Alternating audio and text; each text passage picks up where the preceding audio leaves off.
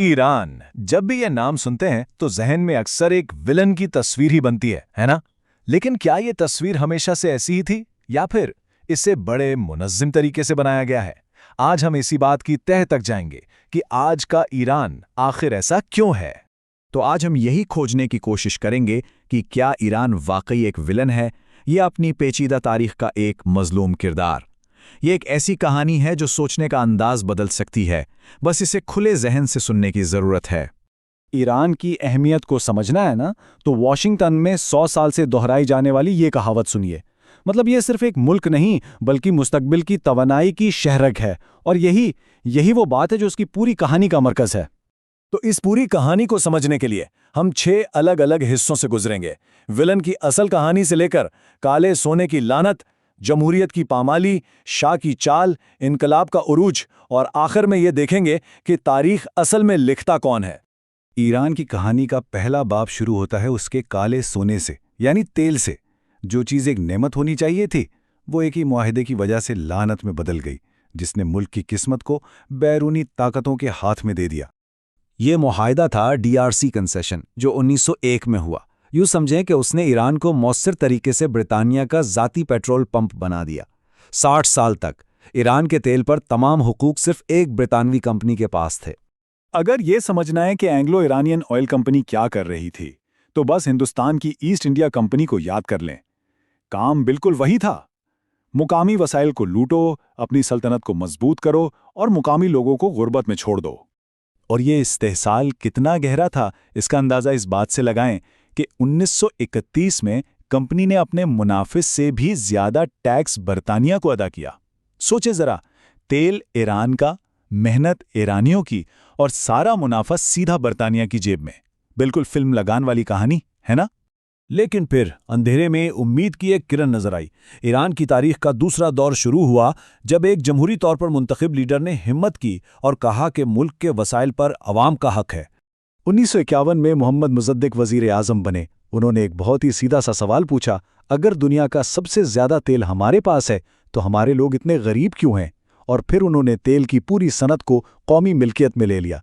लेकिन ये बात मगरिब को बिल्कुल पसंद नहीं आई, और सिर्फ 2 साल बाद CIA ने एक बगावत करवा के उनकी हुकूमत का तख्ता उलट दिया।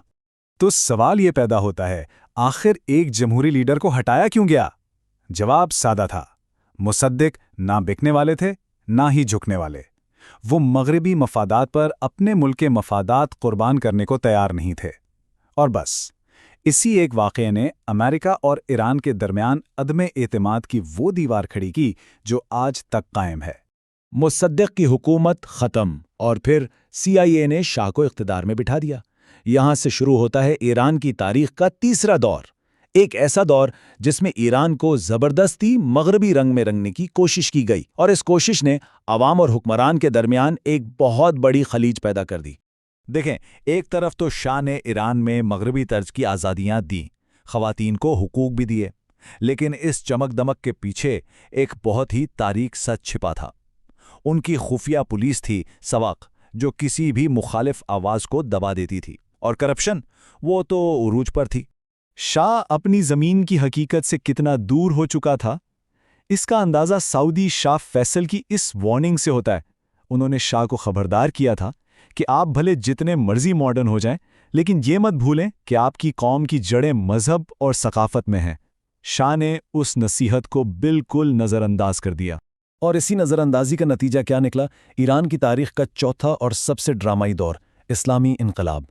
ये सिर्फ एक इनकलाब नहीं था, बल्कि कई दहाइयों के गैर मुल्की कंट्रोल, आमिरियत और अपनी सकाफत से दूरी के खिलाफ एक ज़बरदस्त रद्द-ए-अमल था। इस इनकलाब की बुनियाद असल में 2 बिल्कुल मुख्तलिफ शख्सियात पर थी। एक तरफ था शाह, जो अपने आलीशान महल में रहता था और जिसे लोग मगरिब की कठपुतली समझते थे, और दूसरी जानिब थे आयतुल्ला खुमैनी, जो मुल्क से बाहर रहने के बावजूद अवाम से जुड़े हुए थे। उन्होंने शाह को सिर्फ आमिर नहीं कहा, बल्कि गैर इस्लामी करार दिया, और यही वो बात थी जो सीधा लोगों के दिलों में उतर गई। तो जब इनकलाब की आग भड़की, शाह ने अपने सबसे बड़े दोस्त अमेरिका से मदद मांगी। लेकिन अमेरिका, जो वियतनाम में बुरी तरह हार चुका था, वो हिचकिचाया। हेनरी किसिंजर का ये मशहूर कॉल इस सूरत हाल को बेहतरीन तरीके से बयान करता है। امریکہ نے اپنے سب سے قریبی اتحادی کو عین اس وقت تنہا چھوڑ دیا جب اسے سب سے زیادہ ضرورت تھی۔ مارچ 1979 میں ایک ریفرینڈم ہوا اور نتیجہ حیران کن تھا۔ 98.2%، جی ہاں 98.2% ایرانیوں نے اسلامی جمہوریہ کے حق میں ووٹ دیا۔ یہ صرف شاہ کے خلاف ووٹ نہیں تھا، یہ پچھلی کئی دہائیوں کی بیرونی مداخلت کے خلاف ایک فیصلہ تھا۔ انقلاب کے بعد طاقت کو چند ہاتھوں میں رکھنے کے لیے ایک نیا ادارہ بنایا گیا، گارڈین کونسل، اور اس کے اختیارات بہت وسیع تھے۔ پہلا، یہ پارلیمنٹ کے کسی بھی قانون کو ویٹو کر سکتی ہے۔ دوسرا، یہ تمام الیکشنز کی نگرانی کرتی ہے۔ اور تیسرا اور سب سے اہم، یہ کسی بھی امیدوار کو الیکشن لڑنے سے روک سکتی ہے۔ یوں سمجھیں کہ جمہوریت پر ایک طاقتور مذہبی چیک لگا دیا گیا۔ تو ہم نے ایران کی پچھلی 1 صدی کا سفر طے کر لیا ہے۔ بیرونی مداخلت، عوامی بغاوت، انقلاب، سب کچھ دیکھ لیا۔ اب واپس آتے ہیں اپنے بنیادی سوال پر۔ یہ ٹائم لائن دیکھیں، یہ ان اہم موڑوں کا خلاصہ ہے جہاں باہر کی طاقتوں نے ایران کی قسمت کا فیصلہ کیا۔ تیل پر قبضے سے لے کر جمہوری حکومت کو گرانے تک، ہر ایک واقعے نے 1979 کے انقلاب کے لیے زمین تیار کی۔ وہ انقلاب ہوا میں نہیں ہوا، بلکہ ان تمام واقعات کا ایک منطقی نتیجہ تھا۔ تو آخر میں پھر وہی سوال، ایران ولن کب بنا؟ کیا 1979 میں جب انقلاب آیا، یا 1953 میں جب CIA نے ایک جمہوری حکومت گرائی، یا پھر 1901 میں جب پہلی بار اس کے وسائل پر قبضہ کیا گیا؟ یہ کہانی ہمیں مجبور کرتی ہے کہ ہم سوچیں کہ کسی بھی جھگڑے کی اصل شروعات کہاں سے ہوتی ہے۔ آخر میں یہ افریقی کہاوت شاید سب کچھ کہہ دیتی ہے، تاریخ ہمیشہ شکاری ہی لکھتا ہے۔ اس پوری کہانی کو جاننے کے بعد ذہن میں بس ایک ہی سوال رہ جاتا ہے کہ اگر شیر کو خود اپنی کہانی لکھنے کا موقع ملتا تو وہ کیسی ہوتی؟